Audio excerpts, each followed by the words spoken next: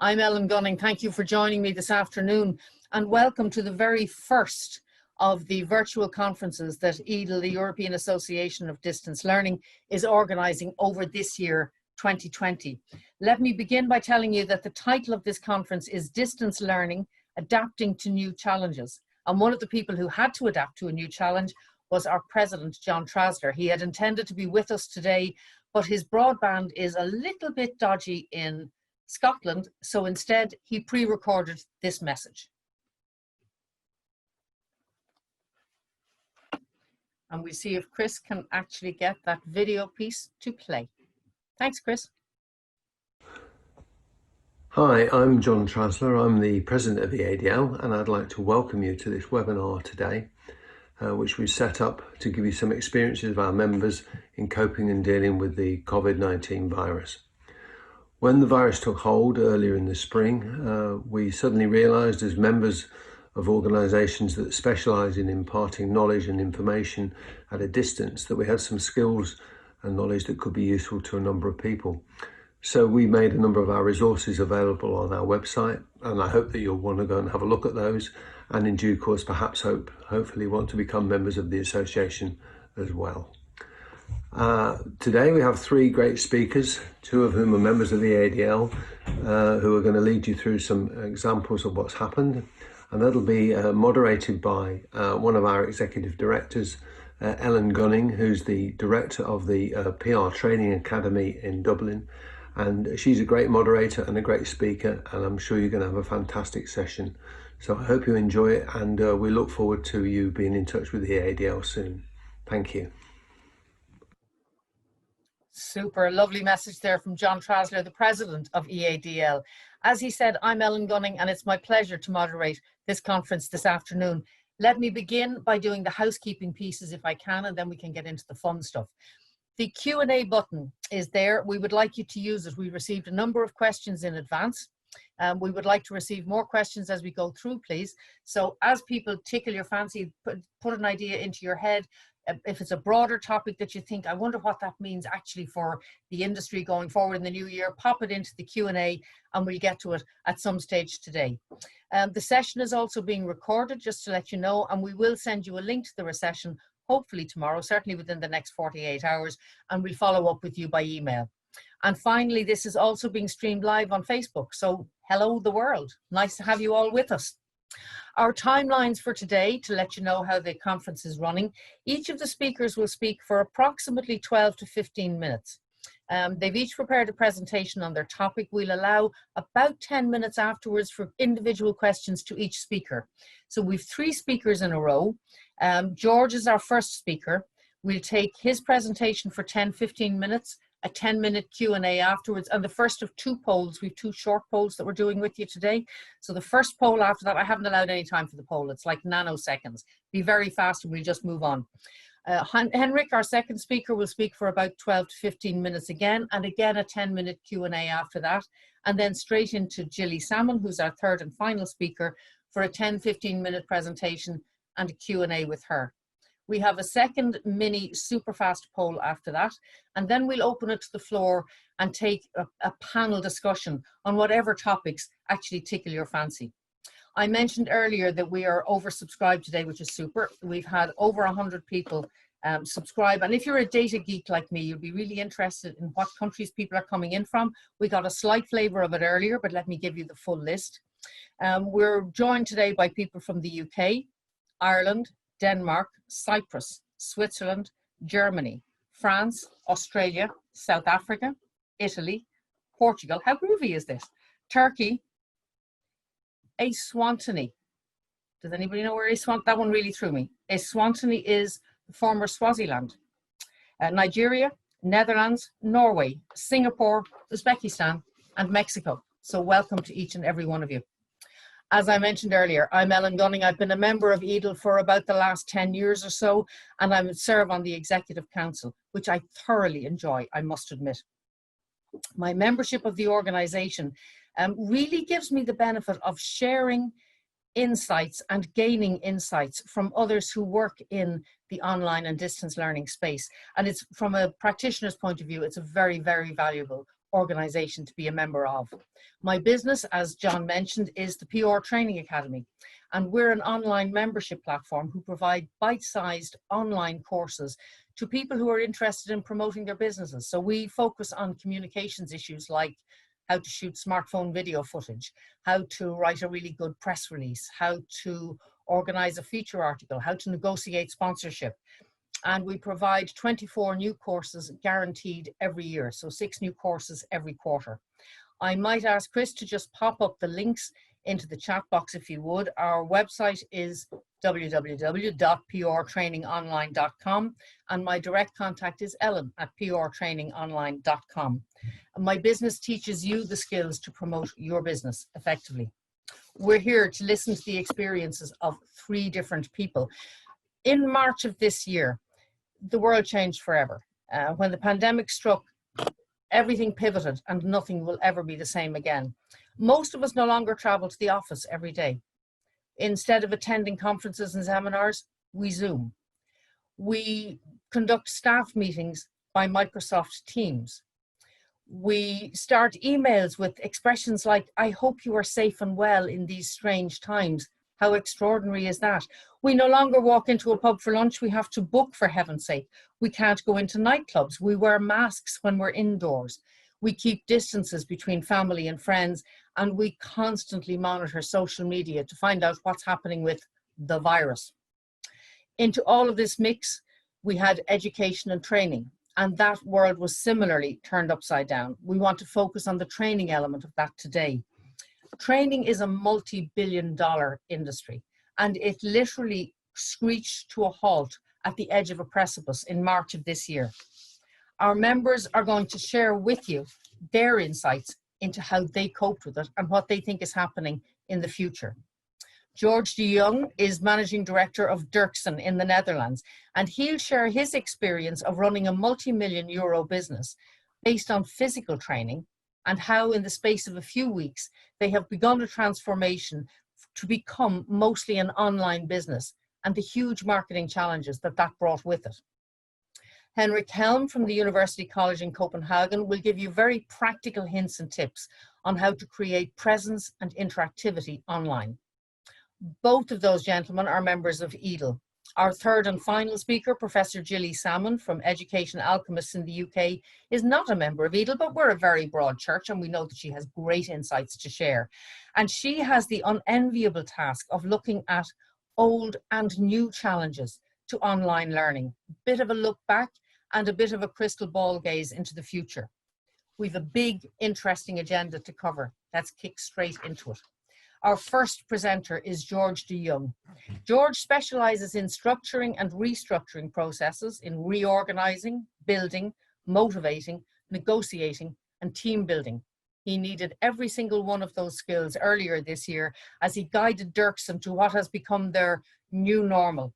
I'm looking forward to hearing the story. Jongh, it's over to you. Thank you, Ellen.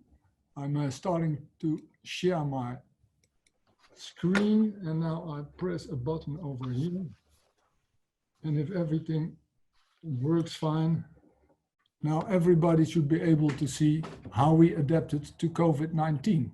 Is that correct? Yes, we can see it clearly. Thank you. You're on your first slide. Hello, everybody. I'm Jongh. I'm delighted to be given the opportunity to give a short briefing on how we at Dirksen Training and Education countered or dealt with COVID-19. And we're still dealing with it because everything has not changed back to the old normal. I will firstly introduce myself and the organization. I'm 57 years of age and started my career as an officer in the Dutch Army. And after 20 years in the field, I started working on various businesses. I'm happily married, 3 kids and a grandson. And started working at Dirksen in 2014. Very unfortunately, and that seems a bit strange, I became the director at Dirksen in 2019 due to the fact that the owner fell sick. What's Dirksen? Dirksen was established in 1966, as you can read. It provides training in a rather specific niche market. To speak with the ideas of the owner, he always told us if it holds a data cable and an electricity plug, we'll provide training for it. And we do that mostly in the Netherlands, but as you can read, all over the world as well.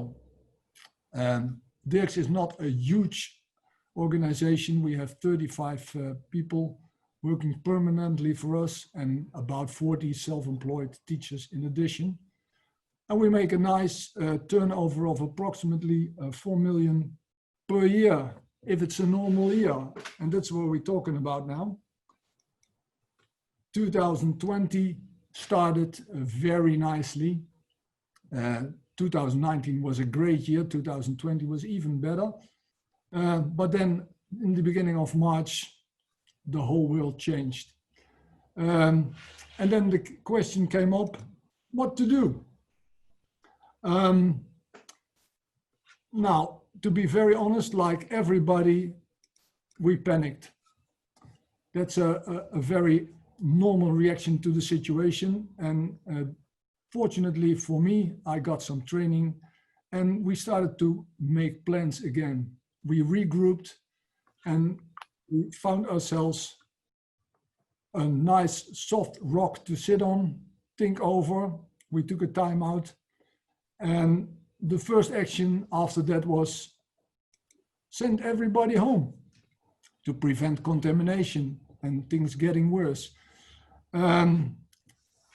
If you send everybody home, you got a communication problem.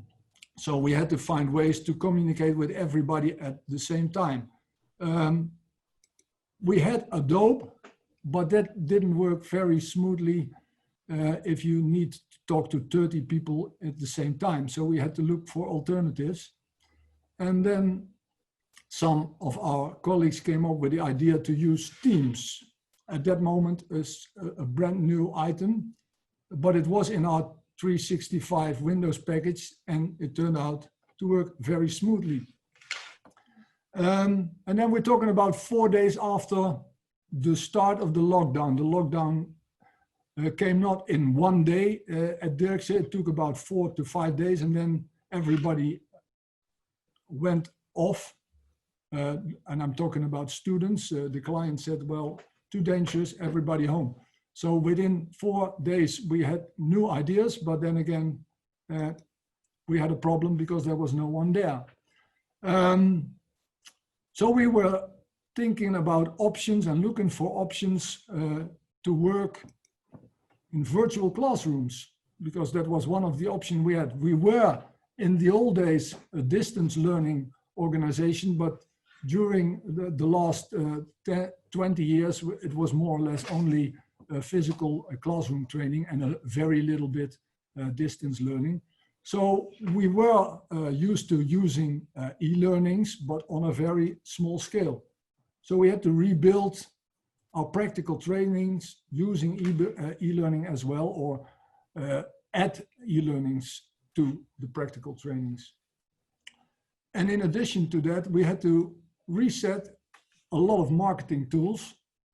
And on top of all these things, we had to prepare for working under COVID conditions, if that was allowed again, because we're still talking about the very end of March, I have to say, and then we had no classroom attending at all. One of the things we thought over was bring back the amount of pupils or students in a classroom to about 75%, and that seems still a lot, but we're talking about classrooms of about 8 to 10 people maximum, so we went back to 7 or 6 maximum. And in addition to that, we found ourselves a lot of gels, ventilators, masks, gloves, and everything to be able to give lessons in COVID conditions. All in all this resulting in the following, we choose ourselves, we found ourselves a lot of platforms, but in the end we choose for Vedamo. That was a platform that worked out nicely for us. And we were able to train our trainers in a very short period. And within 2 weeks, we gave the first virtual classroom sessions. We included a lot of digital variations in our courses. We made a blended learnings. And we reconnected ourselves with our customers and our students to inform them on the options, the changes we had installed. And that was a problem in itself. The main challenge at that moment turned out to be for us that nobody was really interested in learning in the beginning of the lockdown. And then as we managed to get in contact with our clients again and give them the feeling that they were safe to join our classroom trainings, we fortunately were allowed, due to the rules of the government, to restart on a very low scale the classroom trainings around May 11th. All in all, this had a lot of implication on marketing, on our marketing. As I already told you, it was a problem to get in contact with our clients. They also were all gone home and not easy to get in contact with. And a whole lot of students in the telecom business, for example, they were and are in essential professions. And it was very hard to get them back to study again. Another problem we had was that we had a brand new website. It was launched on March 7th. And we had to adapt everything that was just brand new and state of the art. And we had to add a lot of information related to COVID to inform everybody what we were doing and what were the options for them. To get a feel on where to focus to get the necessary attention of our regular customers, and most of them were handcraft people, was a big search. How do you get people to get interested in studying under conditions as they were? And then again, how to have people that are used to have a teacher in front of them focus on, for example, an e-learning longer than a few minutes. It was, that was really problematic. One of the best things we found to get people back into studying turned out to be the digital newsletter. We used that once a month, once in 2 months, but we started to work on that more frequently and put in everything that was successful during the process of how to start working on the COVID conditions. And to give you a simple example was, we started to do digital graduations on a university level at Dirksen, and it worked out nicely. So we put that into our newsletter. We put it on LinkedIn. We sent it out on Facebook, etc. We used our digital options the best we could. Lessons learned. What did we learn? In general, be prepared for the unexpected. It's easy to say, but we now walked in something very strange. So you have to be prepared, we found out, to be able to work under various conditions, COVID-19 or even worse, if that's possible. We need to provide training in various variations, and we have to teach our teachers accordingly. We need to be acquainted to using systems like this one, Zoom or Teams or the like, and we have to use them on a more than daily basis because there's far more to be taken out of it than you may know. And the most important one, which I already sent forward, is enlarge your digital footprint, use it to the max, and use every option you can find as a communication channel. It will help you to get your people and your organization forward. To end up, think out of the box and find your best options to adapt to changing surrounding situations. And it may turn out to be very interesting and work out very smoothly. And to end this presentation, I will show you a little chart on how it turned out for us. As you can see, and as I already told, in April, we fell to nearly nothing. And we grew back to July even better than the last years. This is only possible when you have a motivated, focused and flexible personnel, and you are in a situation that you can still contact your customers and keep them very happy with what you are giving them. Thank you, and I'm open to questions now. George, thank you so much. That was fascinating. What a challenge. We've got a lovely photograph of your family here. Yes, and I stopped sharing that. On your just when we were beginning to get to know you better. You've got people saying, on the system. Let me ask you a question. The challenge, you said that you had gone from being in digital or distance education originally. You had then moved mostly into a classroom. The skills are very different. So the challenge must have been enormous when you found that you were suddenly trying to pivot and you needed, I presume, videographers and content creators. And how did that actually work? That would have been one of your big challenges, I would think. Now, we knew, like you said, we used to be, but that's more than 20 years ago, we were normal, most of the time a distance training organization. But then we turned out, we took over the telecom training, and then we grew into a practical organization. But the knowledge of distance training was kept alive by the university part and the middle management trainings we offered. So we did, and in due course, we started to use e-learnings and things like that. But we were not always upfront with distance learning in the sense of virtual classrooms and things like that.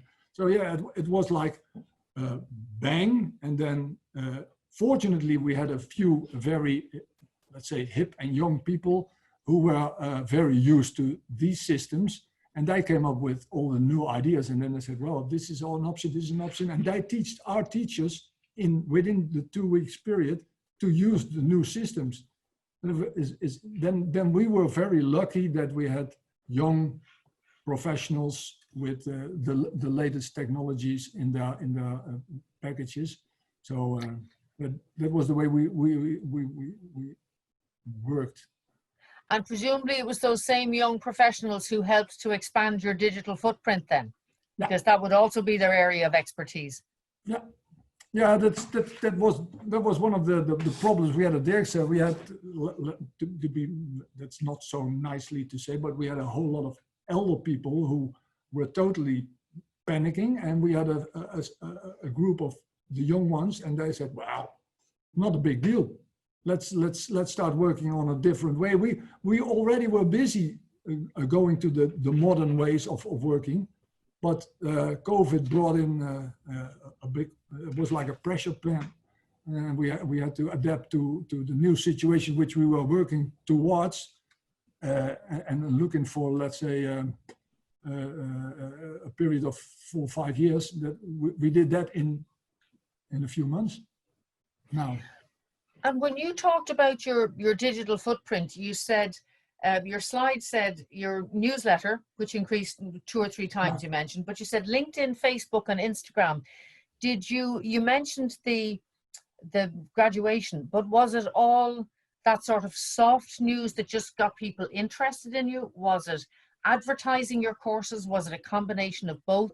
Was it a very expensive or a very time consuming is really what I'm after. It was very time consuming. It was both, it was everything. But I think the biggest part was the fact that like organizations that needed to have new technicians, and the first reaction when COVID came was take everybody out of their courses and send them home and let them work. But then gradually they needed their extra training or their re-examining or whatever. And so the organizations came back themselves to say, well, okay, it's COVID, but can you make arrangements so that we still can train, that you can still train our people? So it is not a fact that we used more or better marketing. The biggest thing which set us back on track again was the need for trained people. And we were able to provide that in a new way. So the fact that a training that cost about 4 days in a classroom was now 2 days in the classroom and 2 hours or 4 hours e-learning and a few hours online training. So you were fortunate that it was a combination of you being able to pivot to online training and actually your client companies realizing that they needed to pick up the training again. Your marketing then was geared mostly to existing customers to let them know that there was a new way that you could actually do it. Yeah, right. And did it affect then you said that it went from maybe 4 days in a classroom to 2 days online or whatever. Did that also have a cost implication? Yes. In the end, we earned a lot less than what we used to. So yeah, that was a cost problem. And as you saw in the last chart, we really fell back a lot. We've up till now missing about 40% over the whole year. So yeah, it's costly, but we'll probably get back on the horse again. And did you find that the cost was mostly in terms of creating the new courses, or it was that it was a lower cost to the people you were selling to? Both, I think.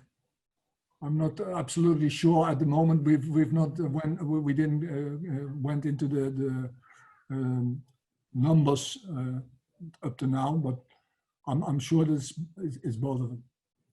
And in terms of looking forward, then, George, the coming year and new clients coming on board, are you optimistic? Are you pessimistic? Will you do the same kind of marketing? Will you change it? What do you see happening? Yeah, it's in our specific branch, we keep up with the marketing procedures we always used, and we're now looking for additional options.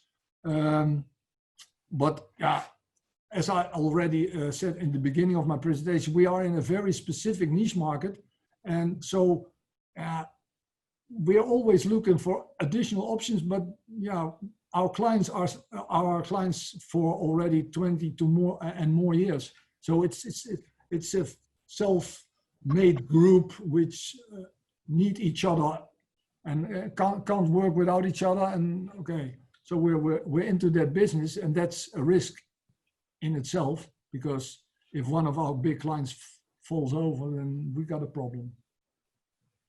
But it's also a huge benefit that that pool of people will keep coming back to you over and over again. We know our clients.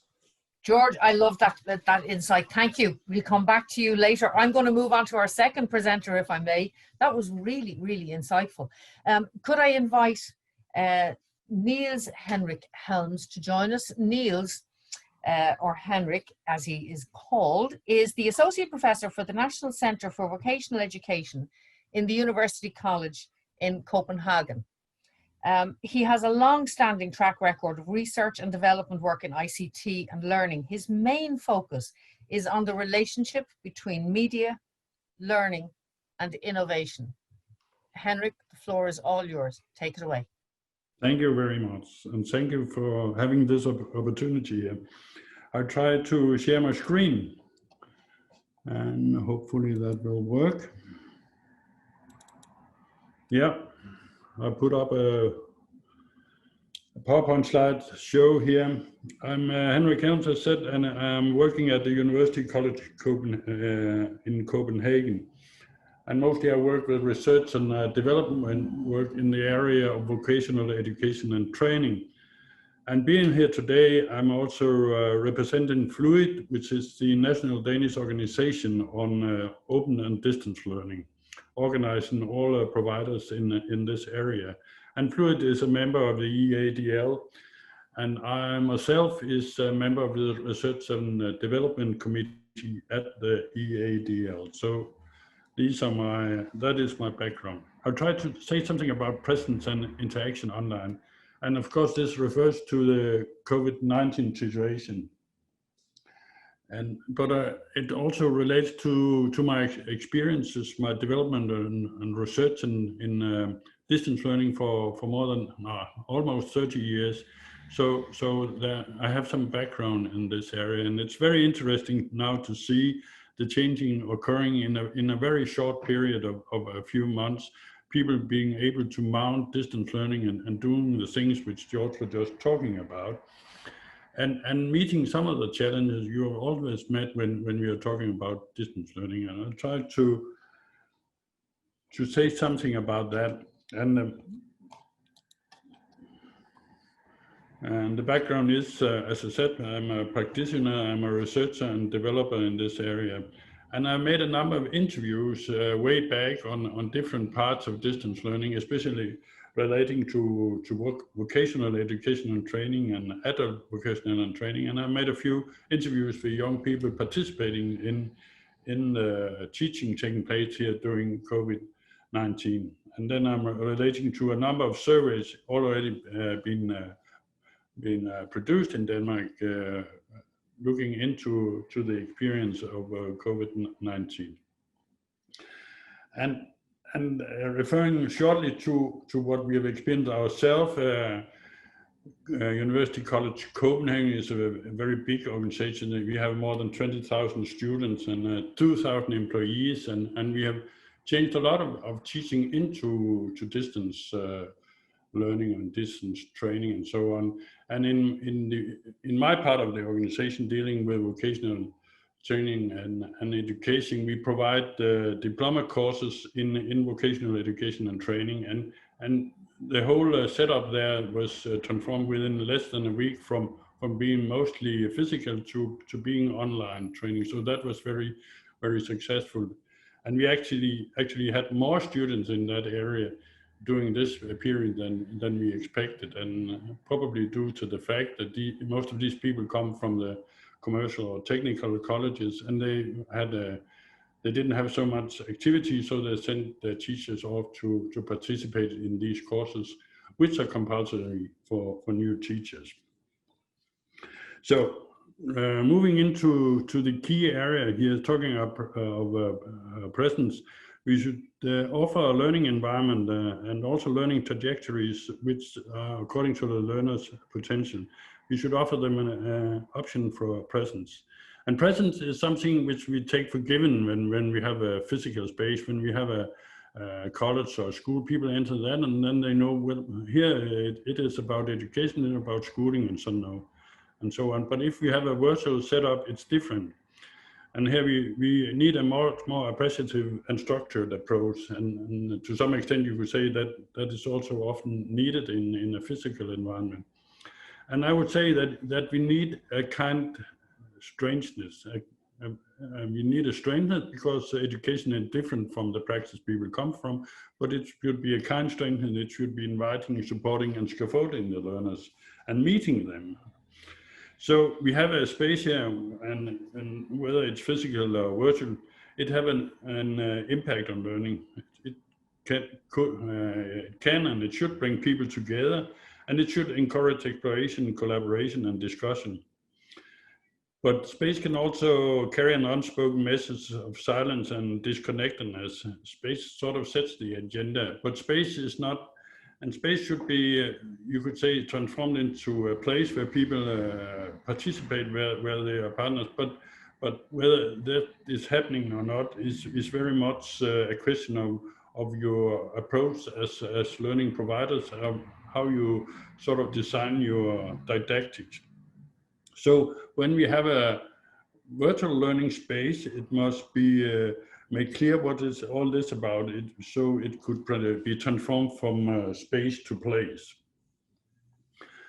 The learners, and we know that from a lot of research, if the part where the learner really learns something is when they enter into a context and sort of become part of it. So they should couple with it. They should couple with it. They should be part of it. That is the way we learn. When we meet something new, we sort of take it in, and we sort of try to understand what is this all about. And if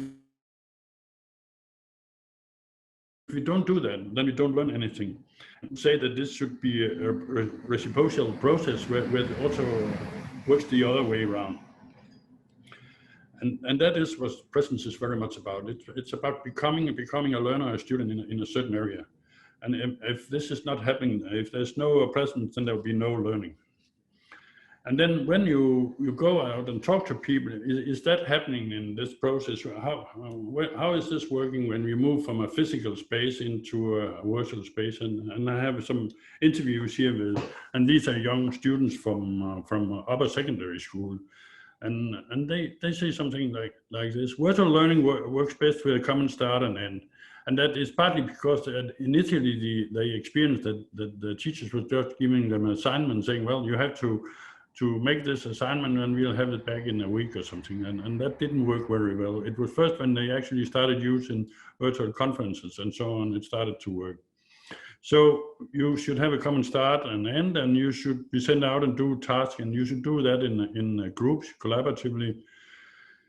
And it's very, very important to know what is expected. I mean, when you're in a physical environment, the school, it's easier to read it, so to say. It's easier to understand what is expected here. But when it's virtual, you don't know. You have to find out. And this is where the providers, whether it's a college or course provider and so on, they should support and scaffold the learner. Then saying the teacher should not just ask people to speak up if they think they have an answer, but then, because then they end interrupting each other a lot. They should, and those who are polite, they don't participate. And I think they sort of reflect on the situation they often experience in a traditional classroom. And then they suggest that people should here just use use the system to say, well, we have an answer to this. And the other student here is saying something. According to this, virtual teaching has been a shortcoming, but there are also quite a few parts that work very well. There is less noise, which means teaching starts with teaching, and not a lot of different things taking place and so on. And for optimal virtual teaching, where the teachers are sure that all students have their attention on the teaching, the camera must be turned on. Here we are talking about virtual conferencing, and there has been some discussion on this, but according to these students, also according to the teachers I've been speaking, talking to and interviewing, and also my own teaching, it's very important that people are using the camera, that they sort of participate that way. Then they reflect on group work, and one should probably add that group work is very essential to the Danish concept of teaching. It's sort of the way we think teaching. It should happen in group. And in general, these two students think it works quite nicely. And it's nice when the teacher comes past there. It could also be somewhat awkward, but in general, they like that. Yeah. So if we take this and some of the other things I have referred to, we could say that it's very important, if you want to turn this into a learning experience, the opening is very important. You should create a context, a place where learning could take place.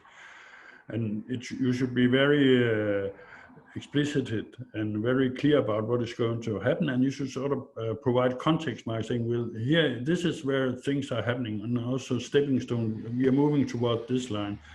And you should also be very clear about roles, define what is the role of the student or the apprentice or the learner here, and when the roles are changing, when they have another role, then you should be explicit about that as well.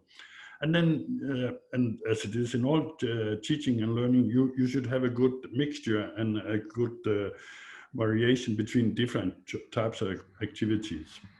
And in general, people sort of like the breakout session where you sometimes randomly are put in a group to discuss things. And they think this works very nicely, and they sort of prefer to come out in such groups. And some of the system have very nice breakout tools built into the system, but all of the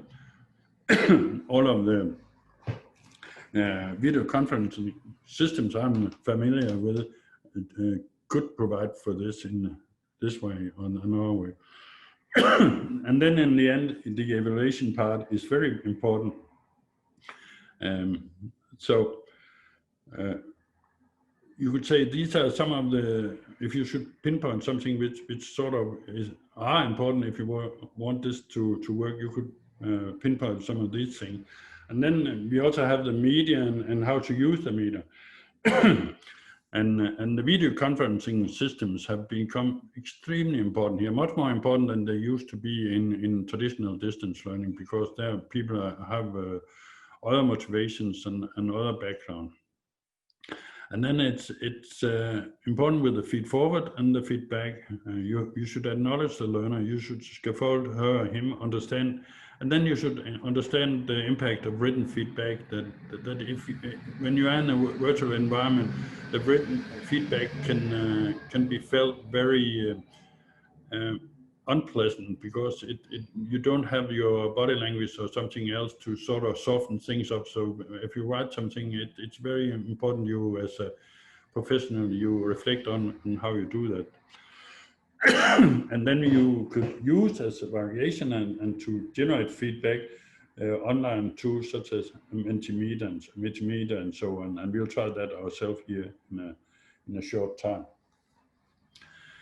And then it's important to, and at least it's very good to create a common learning project where people can work collaboratively together, use media such as ThinkLink and so on, sharing things with each other. And then lastly, I think it's very important to start to think about how could we start using e-portfolios much more. We had a sort of breakthrough with that some years ago, but in this situation where you work so much virtually, it's very important to have a thing which scaffold the individual's learning, So having e-portfolios or personal learning environments or whatever you want to call them might be the next issue to focus on. Then we have what it means to the teacher or the provider, whoever is arranging this. One could say these moved from being individual teachers to move into teams, and I will finalize on that. But if you should pinpoint some different aspects, some competences which become very important, then I think the stuff about being curating things, selecting, validating, and making openings. You have a lot of different digital media options and so on, and it's very important that the providers can choose the right things according to the learning objectives and to the participants you have, and validate them and understand in that way. But then you should also be a kind of narrator, telling a story about what is taking place. And I emphasize this because it's very important in this regard, because this narration is sort of built into the physical education, but it's not built in here. So you have to tell a story about what is going on. And part of that is, of course, also being a champion, leading on and saying, well, motivating people, well, let's try this out and see what happens and so on. And then leading on, you should also be supporting, standing behind and helping people. And if you feel they have difficulties, you should ask them and so on. And then, as I said before, evaluation is very important. You have to pinpoint the learning. What have you learned here for the learner? So sort of scaffold the learner in having this turned into a learning process, but also evaluating at an organizational level. What did we as an education or as an institution or as a provider learn from these things? So it's very important to being present in various but relevant ways. And you could say this sort of changed the professionalism in all areas. If you take the teacher in the old days, they would have the same competence. Of course, some would teach German or mathematics or fitting if it's a technical college and so on. But basically, they should do the same thing. They should sort of deliver teaching, and that was it, and then maybe a little classroom management and so on. And they should do it apart from each other. But now they should use the different competences. They should be, some of them are very good at narration, some of them are very good at designing activities and so on. And all of them cannot be good at this, but this should be a common project for all of them. So they should become different, but they should work together. So I think that is the great change within, and especially probably in the public educational institutions, because by private providers, there's been more a tradition of having some people who were course developers and others who were trainers and so on. But in educational institutions, we especially public, we see a new way of working together and new competences being needed among the teachers and at the end of the day also among educational management. About 1 minute left, Henrik. So, having a blast with distance learning, my son made a book on what he experienced during COVID-19, and one of the pages was this about distance learning. He was participating not by his free will, but because he was asked to in a distance learning course, and he has illustrated in this way. So, thank you.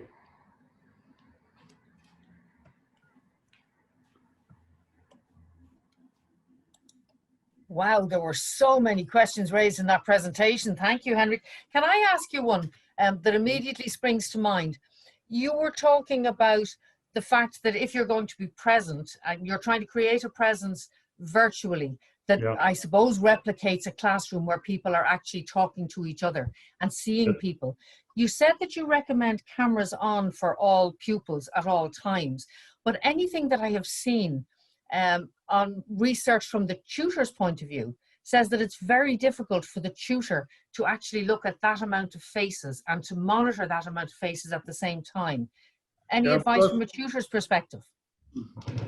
Of course, there's a limit, upper limit to that, but if you have it maybe like 25 or 30, you're capable of that. And it's also about making this something which you share in the group of students or pupils or whatever you have. And meaning when you blacken your screen, you sort of leave the presence which have been there before, and it annoys especially the other students, because they suspect that they are not participating anymore and they are doing different things and so on. We've a question from Jeremy Lucas who says, teaching online, he has found that the optimum length for an online lesson is about 25 minutes. What are your thoughts on that?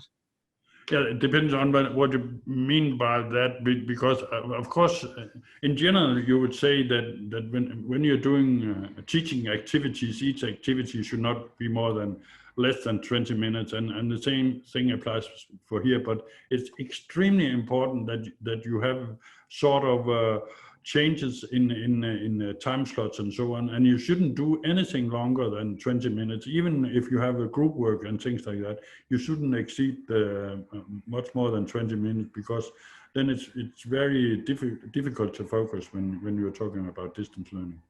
And how long of a break before you come back into your next 20-minute session then? Well, it's not necessarily a long break, but you should do something different. You could have doing something together in the virtual classroom, so to say, and then you could have breakout groups and so on. And of course, you should also have 5-minute breaks and so on in between. But the important thing is to sort of change the modus during the whole session.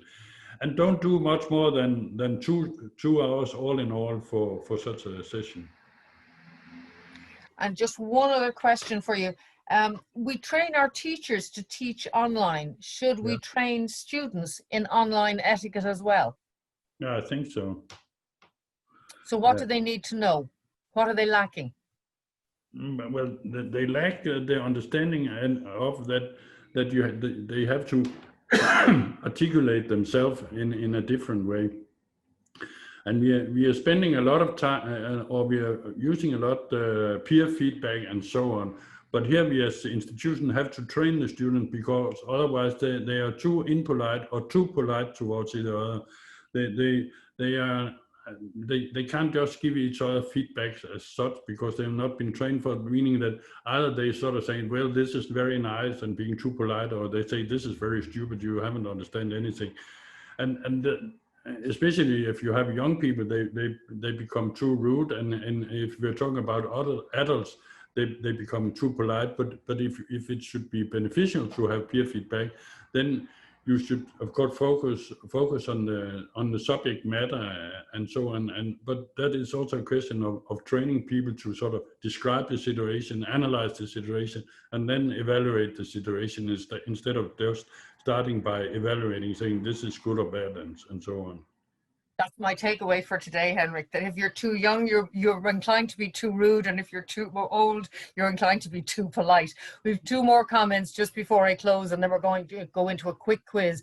One from George, who says, we use 2-hour sessions with interaction activities every 4 or 5 minutes and a 10-minute break at the end of the first hour, and it's well received. And a second from Mitch saying, beyond 45 minutes, you really have to have a break. 30 minutes, he finds, is a good rule of thumb for a presentation, and 2 hours, he's agreeing, is the absolute upper limit. Henrik, thank you so much for that. Yeah. I'm going to ask Chris to pop up the first of our polls, please, because I forgot about it earlier. My apologies. And if you could all just answer this poll as quickly as possible so that we can move on to our third speaker. Thanks, Henrik. Thank you.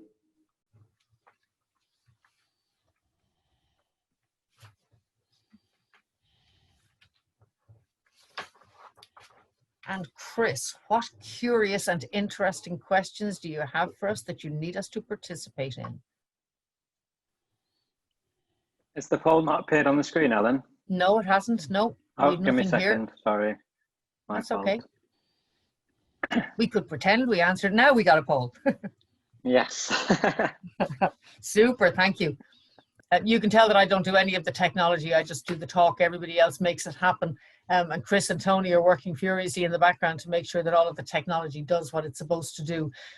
How have you been affected by COVID-19? Very interesting question. Very positive. Yeah, for some businesses it was great. Positive. Neutral. Was there anybody neutral?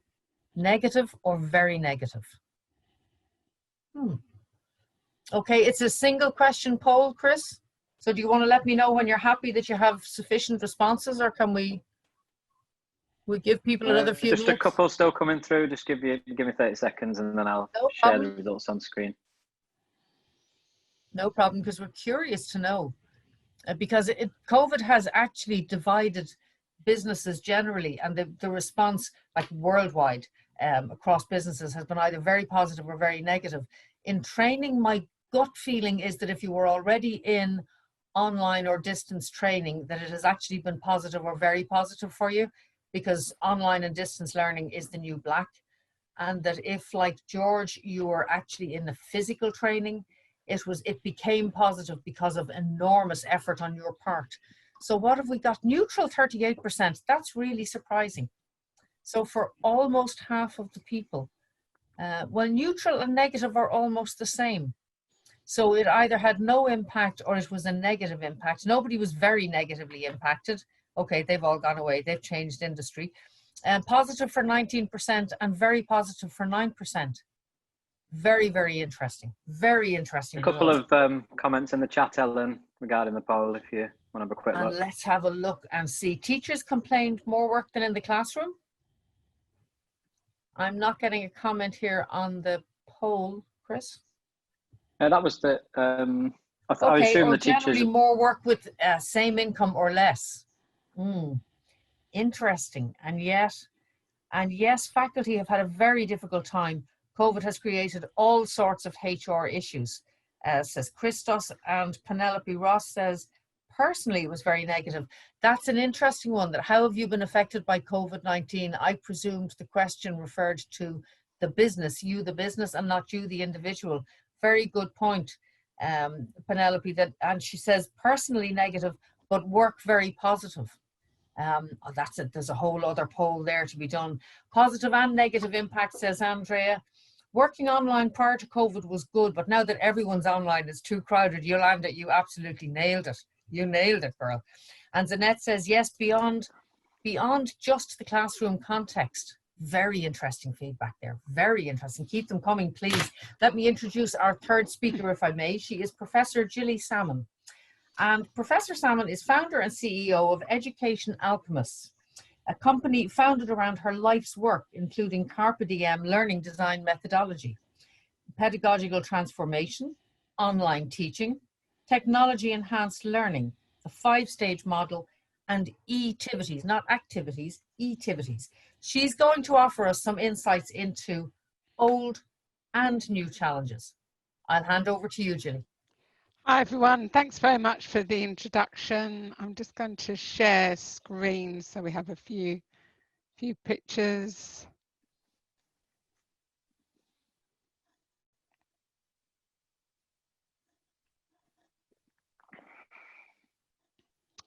Can you see that okay, everyone?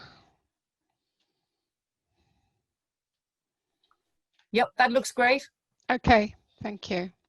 So thanks, Ellen. As you said, I've worked in this field for a long time, and my role has been very much about working mainly with universities, but also in the sort of training and development sector, and in the social impact sector with my learning design work and similar. And I've always been a little bit of an amateur futurist, looking back to looking forward. So this was a great question for me. And so many things have rung true about what people have been discussing and talking about already. So thank you very much, George and Henrik. So here are some of my thoughts on what's happened with the old challenges coming forward and perhaps either being revisited or rediscovered, and what some of the new ones are. So that's what I'm going to have a bit of a go at, and would be most interested in your thoughts. This is from a paper I actually published about a year ago, before COVID struck the world. And it was based on mapping the changes in education from the birth of the modern university, so it goes back 1,000 years, then superimposing web developments on it, and also the industrial revolutions as the push towards universities and others providing skills for the future, and the very strong link with the economy. So if any of you are particularly interested in that, I've put the link up there. It is a completely open link in the wonderful Journal of Learning for Development, so you can read it all. And I'd be delighted if you did that, because it does take quite an up-to-date approach just before this new emergency struck us, which I'd put about there. So clearly the challenges of transformation, of staying with the times, of optimizing the technology of the day, of creating graduates fit for the future, of then training them to be able to fulfill their roles, none of that is new.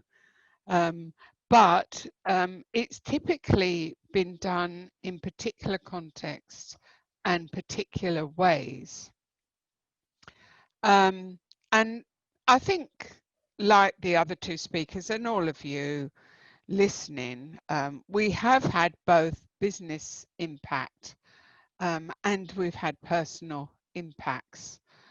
And these were the two that the four that I think probably have had the most impact on my transformational work. This idea of lack of control and probably, you know, challenges to politicians, business leaders, to us as teachers. Well, you should have known what to do, shouldn't you? you know, I've heard people say this whole feeling of lack of control, which we know for our mental and our business health is just the worst thing. And I was one of the people who have found this very positive, although extremely challenging.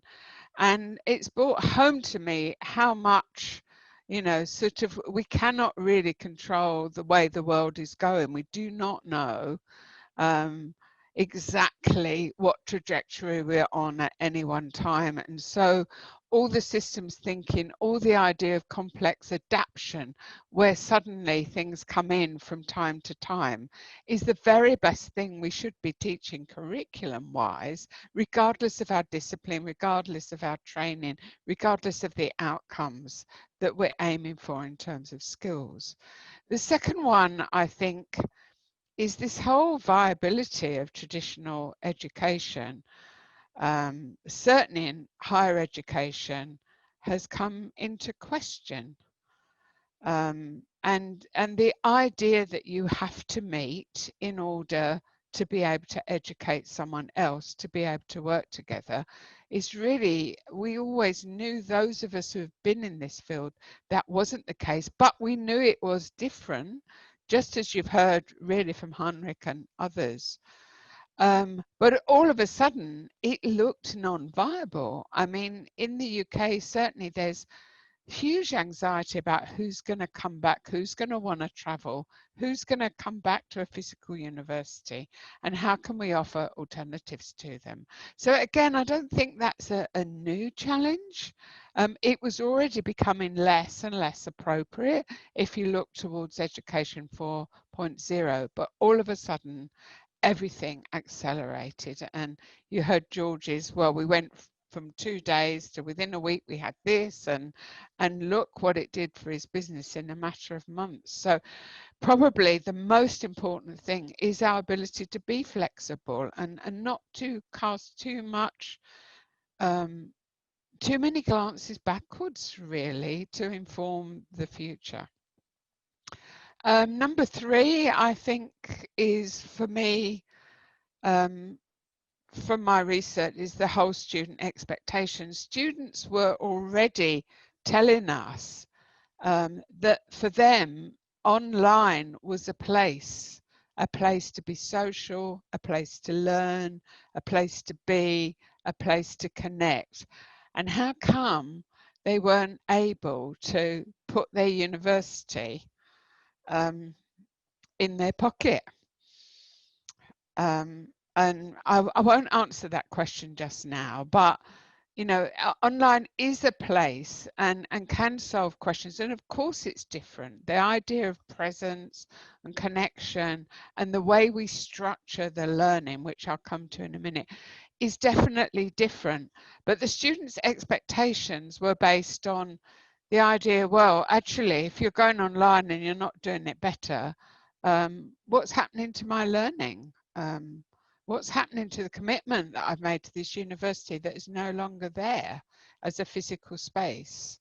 And so there's a whole range of things around that are very important. And my 4th one was this sort of super forced fast pivot, which has been an opportunity to work on all these lines that are going like this and then take us forward, but it must be to a better place. So these kinds of discussions, and many like them, are really, really important because we make sure that when we regroup, we find that we have got something better that is dealing with all those old challenges sooner and better than it would have been without them. So that was my lightning strikes. When the whole thing happened, I was actually in South America. I think I got the last flight out of Quito.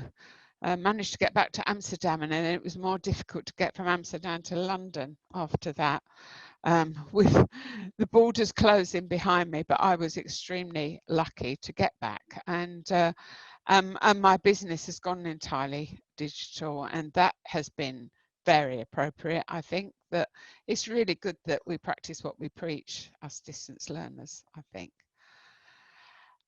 So at the moment, amongst other things that I'm doing, I'm looking at what happened in the emergency, that how people stepped up in the most extraordinary way. And you heard one story from George, our first speaker today, but there are similar stories that have happened in just about every country in the world, throughout every educational sector. I was facilitating on a Future Learn, a huge Future Learn about learning. Would have been about beginning of April, I think, and there were school teachers all over the world from primary onwards who were looking to concepts and ways that they could borrow from what we already knew that they could now apply to their very different situations. So I think there's the pivot going on was what we did in the emergency, which was really emergency education, and the fact everyone is recognizing that now. And this was an interview I did extremely recently with a university in New Zealand, and they, I tell you, they know about emergencies and the lack of place, because they had the massive earthquake there. And the university fell around their ears, so there was no returning for quite some time. And then they've had another atrocity actually in Christchurch, and now this. And so I thought they were the super best place to say, how do we deal with coming through this kind of thing? And these were their summaries of what happened. For the staff, they did really feel that they had a strong lack of knowledge and of how to put it into practice around distance and online learning. The whole communication with their students got more difficult, and the ways they'd done it for years and the ways they themselves had learned. You know, the way that what's brought all of us to this place now has been based on a different experience. So we need, as educators, to get out of our own personal experiences and use a more conceptual approach that we can understand in a wider sense.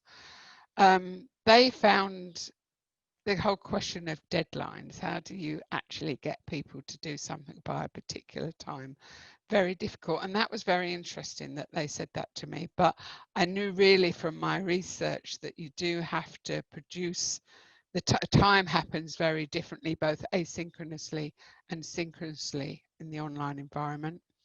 They were worried about the integrity of assessment, everything from who was helping the students to whether they were assessing the same students they were teaching. And I think there are solutions to that. Again, lots of different approaches, but people need to know about those. Their own availability and hours, and I know this, I mean, nearly everyone was homeschooling, less probably in New Zealand than we were maybe in Europe, but the schools actually closed here in London quite early on. So I was certainly schooling my grandchildren along with running my usual workshops and so on across the world. So it did become a bit 24-hour-ish, with the children getting the best of the morning, I think. And then the whole life pressures changed, didn't they? So, you know, we all had to think through every aspect of our daily life, and doing our job was part of that. So that's what came out of that interview, which was last week, on, you know, emergency education. The students, their expectations were that, you know, you turn up in class, you know what to do, you know who your teachers are, you know who your classmates are, you know where the library is, you know where your working space is. That all had to be rethought. And certainly in the UK, there's been some challenge to, well, you're not giving me what I wanted. And that's been very worrying. And space to work became an issue for a lot of students, and questions of equity and so on. the fact that they, with the very best of intentions, they had to become more self-directed. Now, at university level, we strive for that anyway, but it came more of a problem.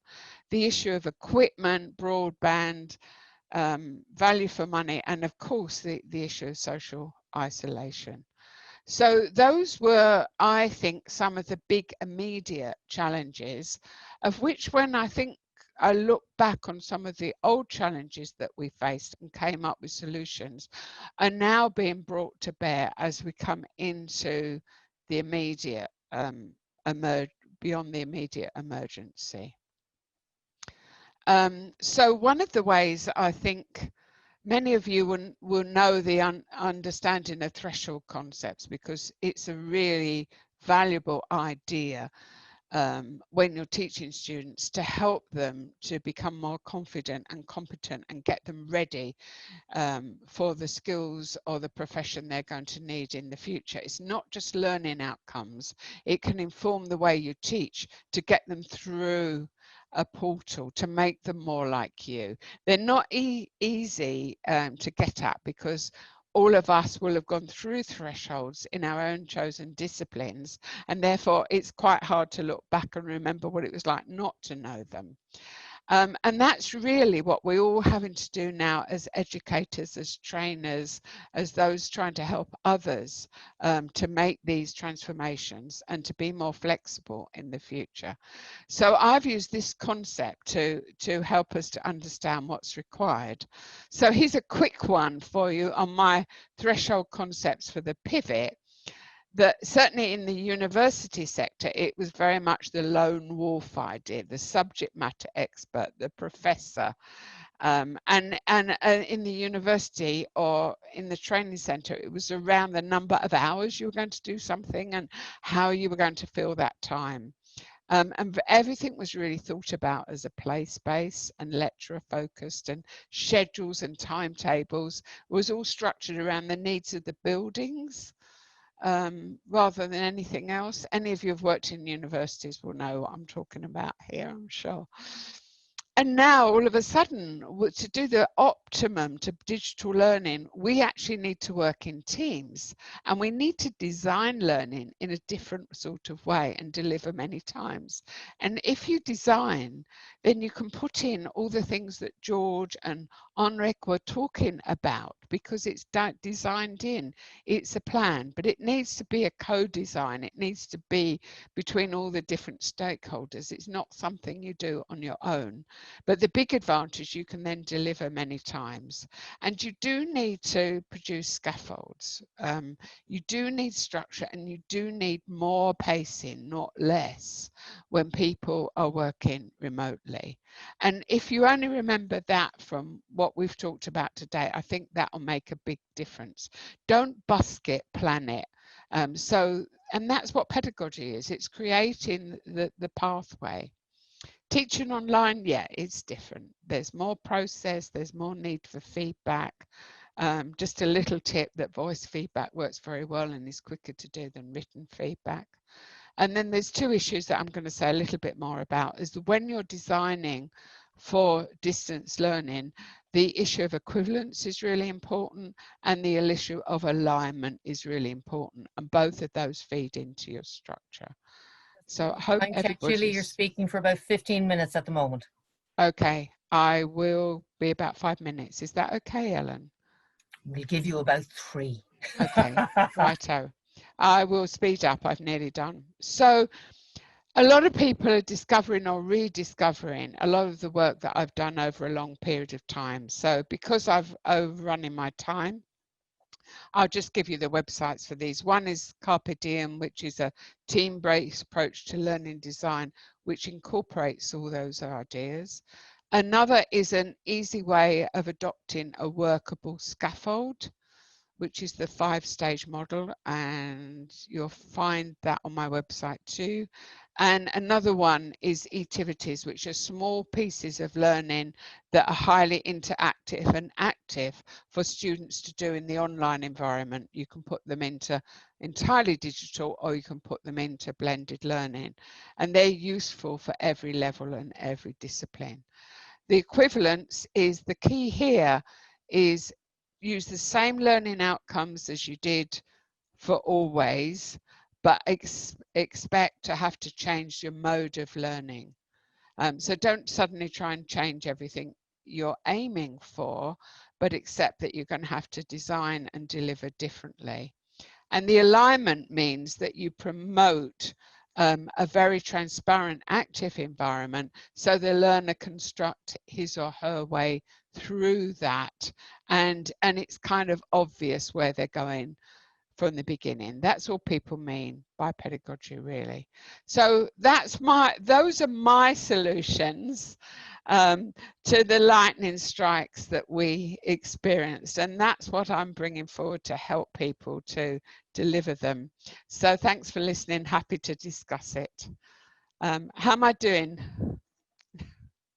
I'm sorry for rushing you through that. No, that was fine. That was fine. I have to tell you, Gilly was the person who said, I'm going to be short. I'll have time left over. I'll be 10 minutes. And then I'm watching the clock thinking, no, she's getting too dug into it. Sorry. That was absolutely fascinating. No, I'll stop the share so we can discuss, shall I? But everyone's going to get the slides, aren't they? They're on and the recording. Yeah. Let me ask you one question about delicate people. The students that are entering universities now at the moment seem to be the most delicate generation we've ever had. They need constant reinforcement. They're very unsure of everything. The isolation is going to be a huge issue for them. How do you see universities actually tackling that?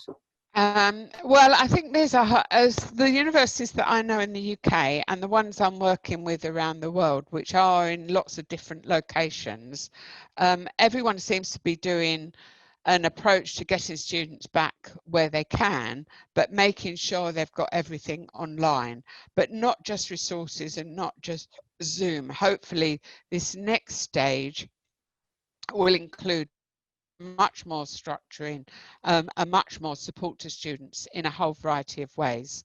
So I think students really, if you do this properly, students can benefit enormously by having their university in their pocket, regardless of where they are.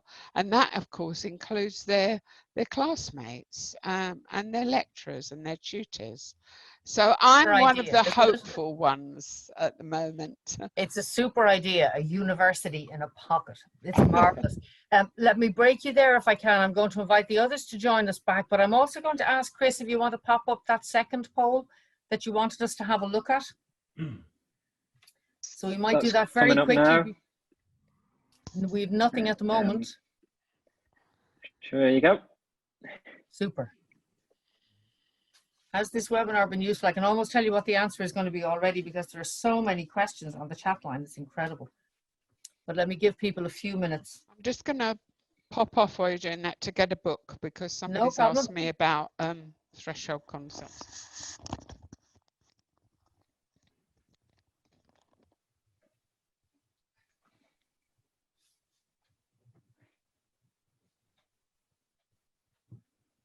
We'll give you another few minutes. So has the webinar been very useful, somewhat useful, or not useful?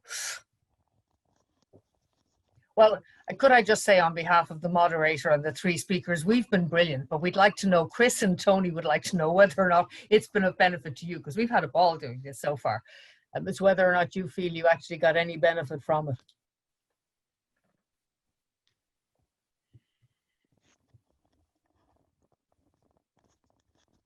Are we doing there, Chris?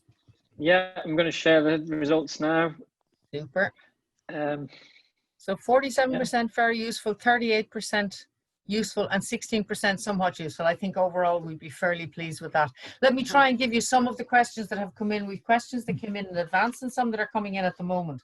The one that caught my eye was attention to detail. How important is attention to detail online? Things like spelling, which would drive me mad, but I'm of that age group that a typo will jump out at me quicker than anything else. Who wants to take the question of how important is the detail?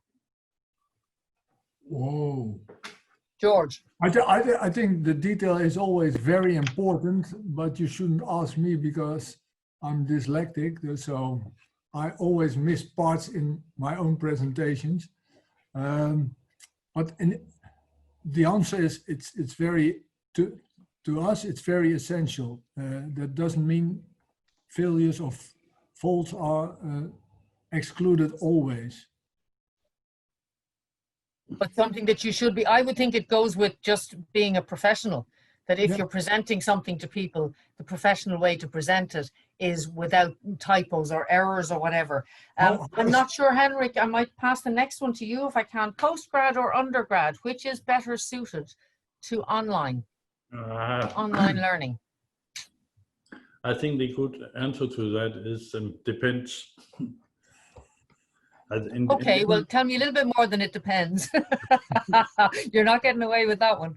Yeah, but I mean, it depends on what when you talk about online learning, you very often see it as a double learning process. On the one side, you have to sort of live in a digital life and understand what that means as part of it, and on the other hand, you have a specific subject matter. And if you take young people in general, they're very familiar with social media and so on, but they also need to understand that when you're in a professional setup, when you're learning something together with others, the rules and the settings there are different. So for them, it's a very important learning process about not only how to learn in virtual learning, but also how to behave in virtual learning. And I think that is very useful. If we talk about 100% online learning, I think in general that would be more suitable for adults than for young people. And sometimes people speak about what they call blended learning, and I don't like that expression very much, because I think all learning or all teaching nowadays are blended somehow. I don't see very much which is not blended in any way, and it also gives some wrong pictures when you talk about blending things, so on. So the answer would be yes, in general, I would say it's more suitable for adults, but it is also very important to use online environment for young people, to train them, because it is the way they'll be going to learn in the years coming. Thank you for that. Let me bounce one to Gilly if I can. There's one that came in earlier, Gilly, and it's from, let me see, Frederick Delhi. And he said, at our school, we'll be operating in a hybrid mode where 1/3 of the students will be physically present in the classroom and another 2/3 will be attending online. This will be done on a rotation basis in 3 groups. How should the interactions with online students during a live class be managed? How much attention to those online, how much attention to those Well, present? I think that's very interesting, because I think there are some key features of working online that are now being incorporated into these hybrid modes. So you still need the structure of those who are in the classroom as well.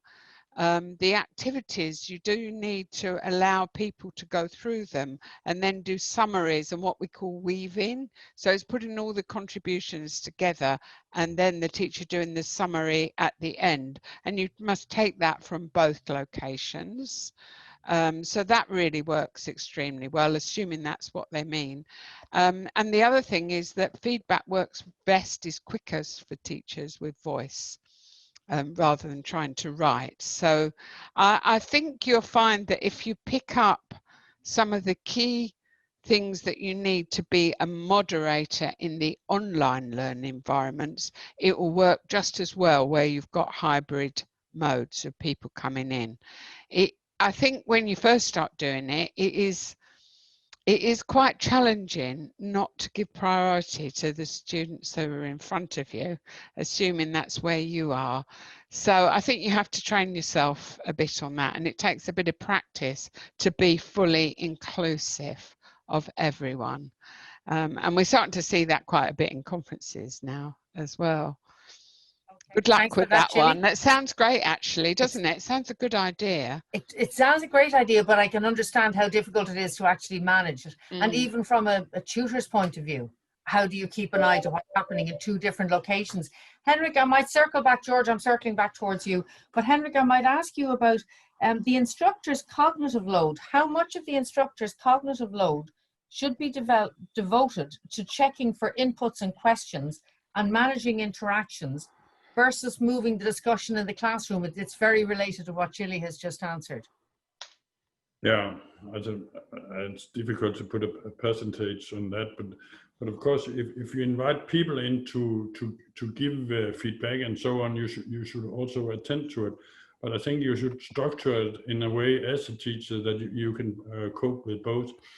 Very often when we do online courses, we sort of have a co-teaching, and we have one who is presenting and one who is attending to the commentaries and so on. But of course, that is a question of resources as well. Okay, and let me come back to you, George, if I may, because the other question, which probably links into your teaching as well, is suggestions for live case study discussions, Harvard style. How do you actually keep, how does it work? How do you keep both online and in-class students involved and engaged? Can you do a live interactive case study with students?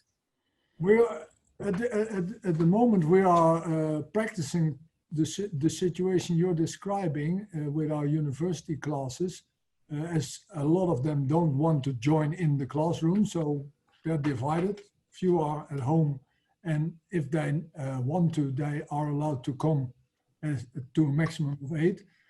But we in real life we haven't practiced that yet, so we're planning it, and I think it's a sort of a not a sort of a problem. It will be problematic to get everybody's attention at the same time, and it will be very stressful for the teachers, because Gilly and Henrik, they said, well, it's optional and we should train for it, but in practice it's very tiring. And it's difficult to know how you can teach that skill to all teachers. Some, I would imagine, will be better at it than others. True. It's a learning curve we're all on. We have a question in from Penelope. She said, may I ask a question to the panelists? How can I reconcile lesson planning online versus at the same time as instructional design? Many models are similar for both. Any takers on that one? Reconcile lesson planning online versus at the same time as instructional design. Right, I think it's the difference between designing. In other words, we would make sure we've got our brief for what we're designing for, the types of students, the learning outcomes, the threshold concepts. Then we would do a storyboard so the whole thing hangs together. And then we would actually build the online element of it.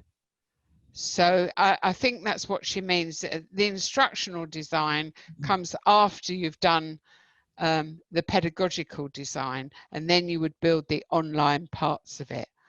I'm not sure whether that's what she means, but that's what I mean between designing once and then delivering many times. Henrik, anything to add there? I think, I think it's very important, and it relates back to the quality issue before. And of course, we should have a very high quality, and it comes with professionalism, as you said yourself. And I think we should have a core which is very well quality ensured and so on. But we also know that the flexibility and the changes in providing things mean that sometimes we don't have time for that.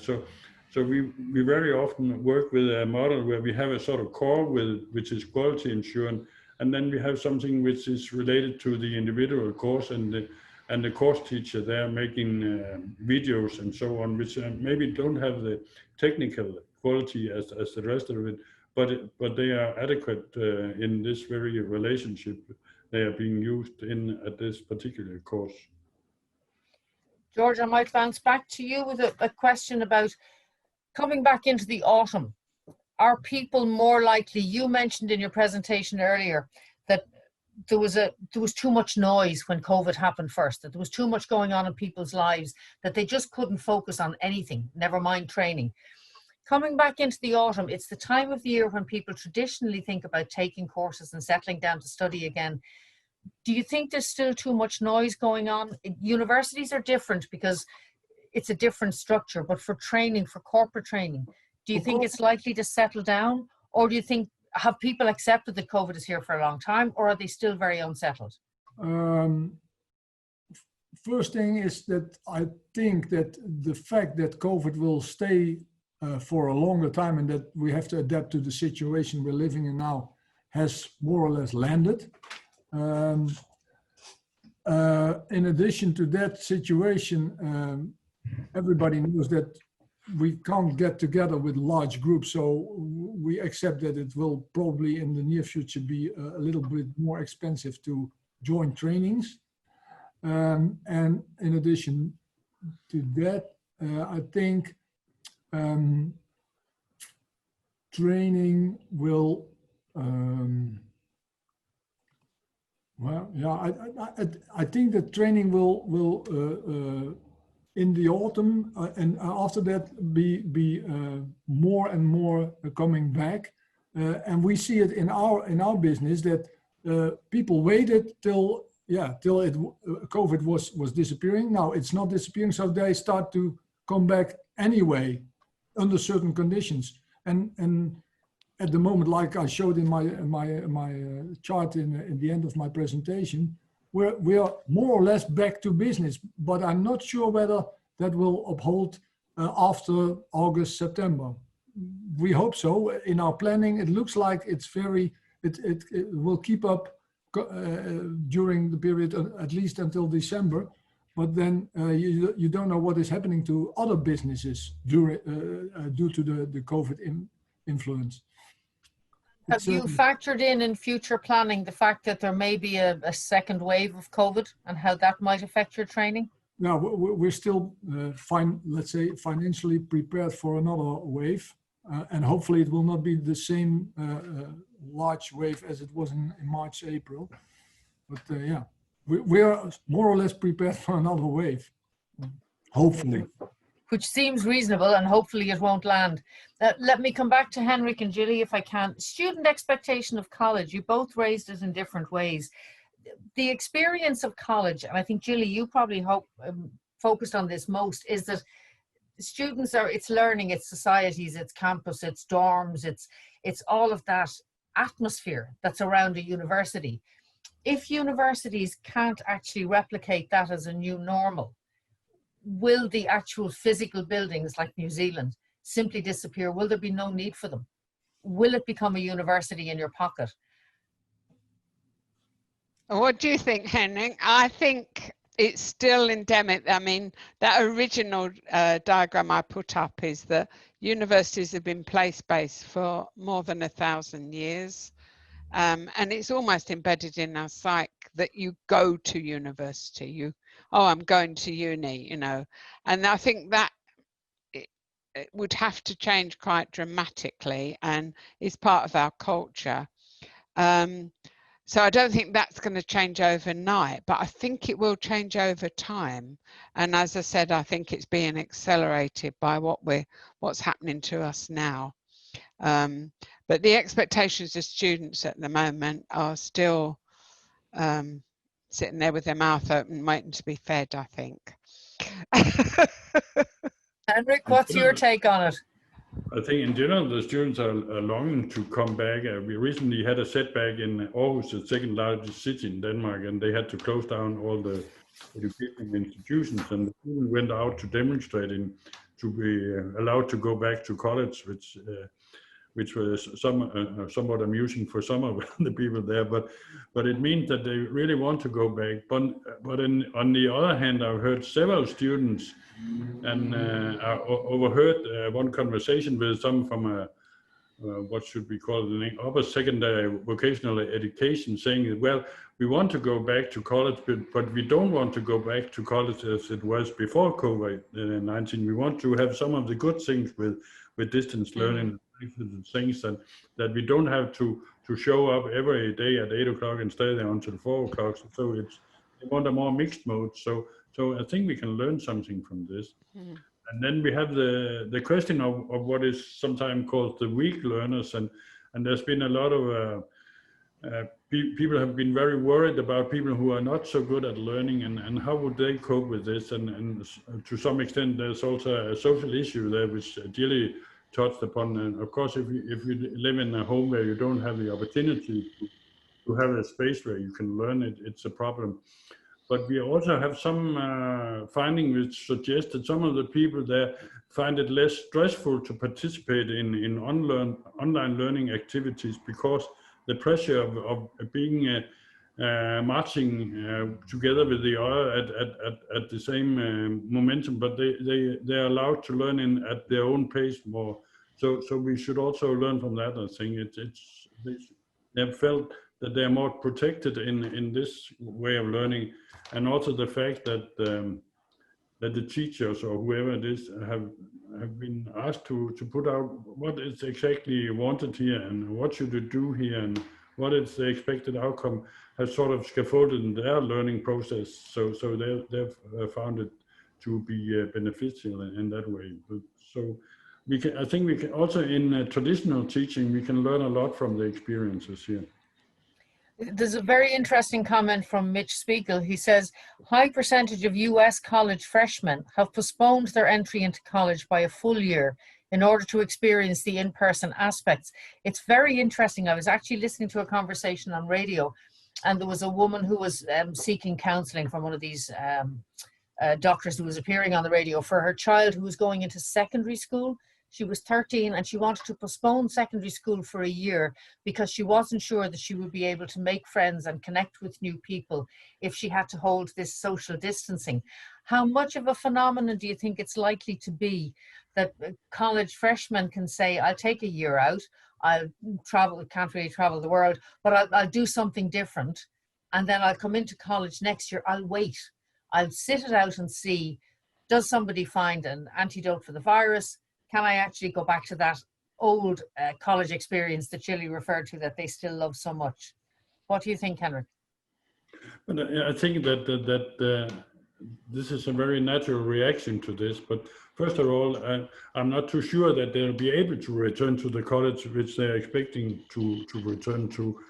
And secondly, I've seen from most of the educational institutions in Denmark, they have focused especially on newcomers into the educational institution, making activities for them, whether they're physical or online, because it's very important to sort of become part of the educational institution. If you have been there for 1 year or 2 years and then experience this, you are still part of the institution. But I think if people don't do something very, very extraordinary here, you will have a very high dropout rate, either because people drop out or, as you are suggesting here, people don't start at all. I haven't seen the figures from Denmark. I don't think we have a very clear picture of that, people postponing their start right now. I don't know. Thank you.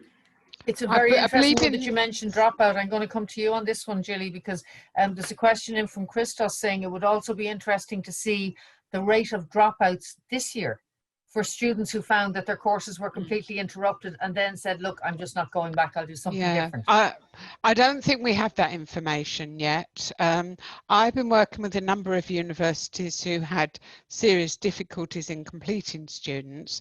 One example would have been in health, where, you know, place-based placements, you know, sort of internships and research to practice and that kind of thing.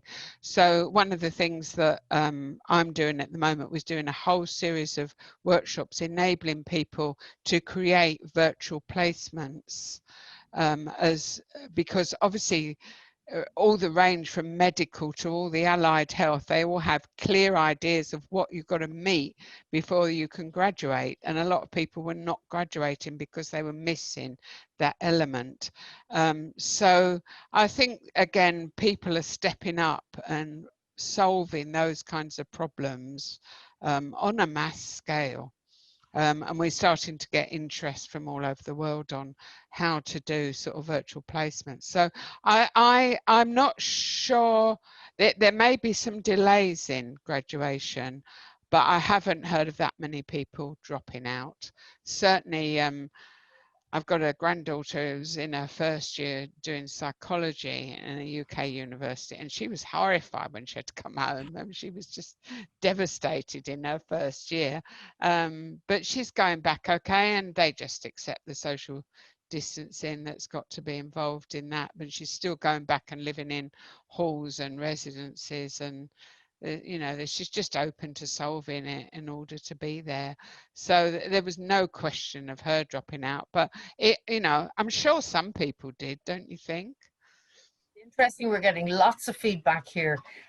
So in Norway, Carrie Olstad says, we have a record high number of new students this autumn. Interesting. Uwe Matthias Richter says in the UK, applications are up partially because the options for gap years or going directly into the job market is limited because of COVID-19. Yeah. Oh, very smart. I hadn't thought of that. That the other options that are go to college or do what else have actually been closed down. Penelope Ross says, I'm a health lecturer. This has caused problems, but we can provide VR and simulation. Very interested in virtual placements. And that's become a huge thing from a business point of view. The number of interns that we've been offered as virtual interns. And actually there's a whole question there. I don't know which one of you wants to take this one, but there's a whole question there about how you select people for virtual internships. Because from my own business, we've always taken interns in, and we found there's a big difference once you take a virtual intern, that some of them are just natural self-starters. They kick in, they want to get the experience, they do the job, and others, I don't know what they do all day. And we just don't have the interest in, like, if you're not interested in doing it, we're not going to chase you. If you don't want to learn, you just sit at home and pretend you're doing something. George, is internship something that is part and parcel of your teaching? Yeah. Yes, we use that, but not so often. And to get people start to the internship at Dirksen, yeah, they need to be here. There's not an option for us at the moment to have them doing things virtual. To be honest, everybody working at the office since the 1st of July again. So we're all back to regular business. It's interesting because certainly from an Irish point of view, the advice still is that if you don't need to work from an office, don't. So we haven't been inside our offices since March. Everybody, absolutely everybody is remoting. The question is, why are we paying for the building at all? But that's a whole other issue. Well, a lot of people are not, I think. Yeah, a lot of people are closing down a lot of things. I have to add to my story. We do have a lot of space here in our offices. So the first rule is you have to be able to keep at least 1.5 meter distance from each other. Now we can successfully be at least 6 meters apart, and that counts for everybody. And we can even walk around the building and stay wow. far away from everybody. But it's a luxury. And fortunately, we have that condition. In the classrooms in our locations where we teach, it's a different story. But then we use masks and all kind of things, extras. And we walk beside each other, alongside each other, back to back and things like that. But yeah. It's a very interesting dilemma. We were actually looking for larger offices when COVID happened, and now we don't think we need larger offices at all. So we're just sitting and waiting. Let me give you some closing comments before I come back to Tony. Maria Spilker says, in Portugal, number of candidates for university was the highest ever this year. So maybe students are actually seeing university as one of the few options. They can't take their gap year and travel the world and be a hippie or whatever they do. So really they don't have much option around that. Another comment from Uwe Matthias Richter, I hope I'm pronouncing that name the right way, I'm sure I'm butchering it. And one of the biggest challenges we find with online / blended learning is how to deliver and support practice-based learning, including degree apprenticeships. So how do you support? I'll take that as the closing comment. Supports, and I'll broaden it out a little if I can. I'll give each of the three of you an opportunity just for a brief closing comment. How do you actually offer additional supports, or what additional supports do you need to offer to people who study with you in order to make them more comfortable with the experience? Gilly, I might start with you if I can. Well, I just mentioned there about the virtual placements, but again, I'll go back. You design in the whole experience. So you start with thinking of it as a whole experience. You don't add on different bits. And then you work out how the learning has to happen in different places, and as flexibly as possible. So if you can no longer be in the place, you've always got an alternative ready. And you do that by storyboarding. So think storyboarding like you would for a movie, but you're actually imagining someone going through that over either a whole degree, and I've just been doing quite a lot of design on degree apprenticeships and dealing with this specifically. So it's not a matter of saying, well, what support do we need? It's a whole learning experience that leads to the outcomes you're looking for. So hope that makes sense. Don't think support, says Gilly, think storyboard like a movie, like that one. Henrik, what would supports, additional supports? We ask the students to bring in what we call a practicum challenge. So they are in actual practice at a technical college or commercial college, and they should bring in a challenge from their own teaching, whether online or on campus, and we use that as a sort of the core of the teaching, and that has become quite successful after implementing that. So we try to combine the practice with the theories they're being taught. So bringing a challenge, bringing some of their real life experience into college, so that it makes it more real for them. They have to describe it and so on. So it's not just an idea, but it's a more thick description of what they are actually facing in their practice. Very interesting. George, I give you the final word on this one. Supports, additional supports for your learners? Now, we were already busy with things like virtual reality, if that is an option. For us it is, to have people be able to have visited locations before they have ever been there. So you can't, that's our problem. We can't train people in welding in virtual reality. That's too expensive for us. It probably is an option, but it's really expensive. So the best thing before that is having people given the opportunity to, well, like I said, visit locations or look at a certain situation before they do it in real life. So that's the way we use those options. I think what's been most fascinating from today is that nobody actually has the answer, but everybody has a multiple range of solutions and options and ways of looking at things. And I think I've thoroughly enjoyed this session. Thank you for sharing your insights.